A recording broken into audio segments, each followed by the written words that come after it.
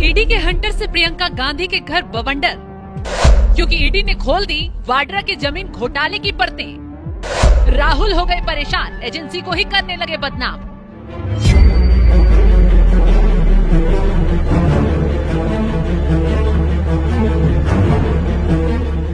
दिल्ली के power corridor में सन्नाटा पसरा है, लेकिन अंदर ही अंदर एक तूफान पल रहा है। ये तूफान किसी चुनावी नतीजे का नहीं, ये तो गांधी परिवार के सबसे करीबी दामाद जी रॉबर्ट वाड्रा पर ईडी की गाज का है, जिसने कांग्रेस खेमे में हलचल मचा दी है। क्योंकि ईडी ने गुरुग्राम जमीन घोटाले में रॉबर्ट वाड्रा के खिलाफ जो उनकी परतें खोल दी, वो चार्जशीट दाखिल कर दी, जिसने न सिर्फ उनकी निजी जिंदगी बल्कि गांधी परिवार की राजनीतिक साख पर भी सीधा सीधा सवाल उठा दिया। ये सिर्फ कानूनी कागज नहीं, ये सत्ता, रसूख और पैसे के उस काले खेल की वो कहानी है, जिसका हर पल अब गांधी परिवार के लिए मुश्किलों का पहाड़ खड़ा कर रहा है। इस चार्जशीट में 43 अचल संपत्तियों की कुर्क से लेकर घंटों की पूछताछ में चौंकाने वाले खुलासे हुए, जो रॉबर्ट वाड्रा के लिए जेल के दरवाजे भी खोल सकती है। ईडी की चार्जशीट में वाड्रा पर खुलासा, रॉबर्ट वाड्रा और उनकी कंपनियों से जुड़ी कुल 43 अचल संपत्तियां कुर्क की गई हैं। खुलासा ये हुआ है कि वाड्रा की कंपनी स्काईलाइट ने 7.5 करोड़ में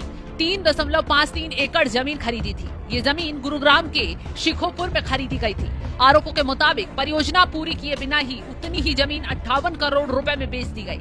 चार्जशीट में रॉबर्ट वाड्रा को आरोपी बनाया गया है। इस मामले में ईडी ने वाड्रा से 18 घंटे से ज्यादा समय तक पूछताछ भी की थी। रॉबर्ट वाड्रा के साथ साथ हरियाणा के कई अन्य कांग्रेस नेताओं से भी पूछताछ की गई थी। पर्दा उठता है गुरुग्राम के शिकोपुर गांव में, जहां 3.53 एकड़ जमीन का एक छोटा सा टुकड़ा गांधी परिवार के लिए अब गले की फांस बन चुका है। साल 2008 में रॉबर्ट वाड्रा की कंपनी स्काईलाइट प्राइवेट लिमिटेड ने जमीन सिर्फ 7.5 करोड़ रुपए में खरीदी थी।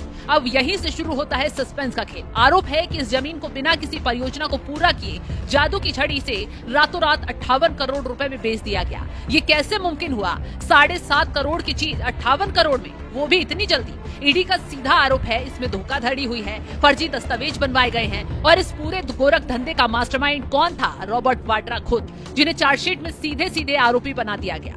1 सितंबर 2018 को गुरुग्राम पुलिस ने जब पहली बार एफआईआर दर्ज की तो सियासी गलियारों में हलचल मच गई। आरोप था कि वाड्रा ने अपने निजी प्रभाव का इस्तेमाल करके इस जमीन के लिए कमर्शियल लाइसेंस भी हासिल कर लिया, यानी एक रिहायशी जमीन को बिना किसी तय प्रक्रिया के कमर्शियल जमीन में बदल दिया, ताकि उसे ऊंचे दामों में बेचा जा सके। ये आरोप इतने गंभीर थे कि इसने सीधे गांधी परिवार पर उंगली उठवाई। क्या वाड्रा अपने रसूख का इस्तेमाल कर रहे थे? क्या ये दामाद होने का फायदा उठा रहे थे?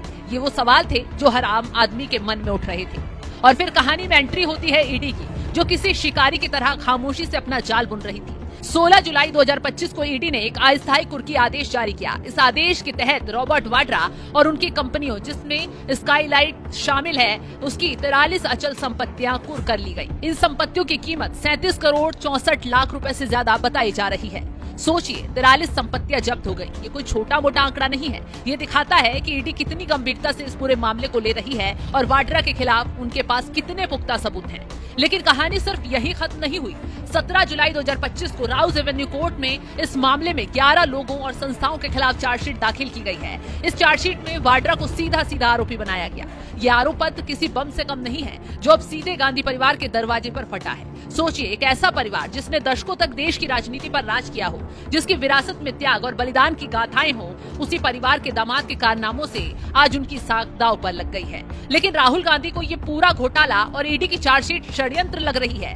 राहुल गांधी ने तो जीजा के लिए तुरंत पक्ष में एक ट्वीट भी कर दिया और एजेंसी पर तंज भी कस दिया। राहुल गांधी ने ट्वीट करते हुए लिखा, मेरे जीजा जी को पिछले 10 सालों से ये सरकार परेशान कर रही है। ये ताजा आरोप पत्र उसी षड्यंत्र का एक और हिस्सा है। मैं रॉबर्ट वाड्रा, प्रियंका और उनके बच्चों के साथ हूँ, क्योंकि उन्हें दुर्भावनापूर्ण राजनीतिक रूप से प्रेरित बदनामी और उत्पीड़न का एक और हमला झेलना पड़ रहा है। मुझे पता है कि वे सभी किसी भी तरह के उत्पीड़न का सामना करने के लिए पर्याप्त बहादुर हैं और वे गरिमा के साथ ऐसा करते रहेंगे। आखिरकार सच्चाई की जीत होगी। अगर साजिश होती तो शायद सबूत न होते, कोर्ट से वाड्रा बरी हो गए होते, लेकिन ऐसा नहीं हुआ, क्योंकि सबूत भी है, कोर्ट भी एक्शन ले रहा है, तभी तो ईडी की जांच का दायरा भी बढ़ रहा है। ये तो विपक्ष की पुरानी ही आदत है। कुछ भी घोटाला घपला सामने आता है, चोरी कर सीना जोरी दिखाने बैठ जाते हैं। जांच एजेंसी पर भड़कते हुए जमकर माहौल बनाते हैं। खैर, जांच एजेंसी किसी के आरोपों से ना रुकती है ना झुकती है। इसी का नतीजा है तमाम घोटालेबाज अभी तक सलाखों के पीछे पहुंच चुके हैं, उनके कारनामों का खुलासा हो चुका है और अब बारी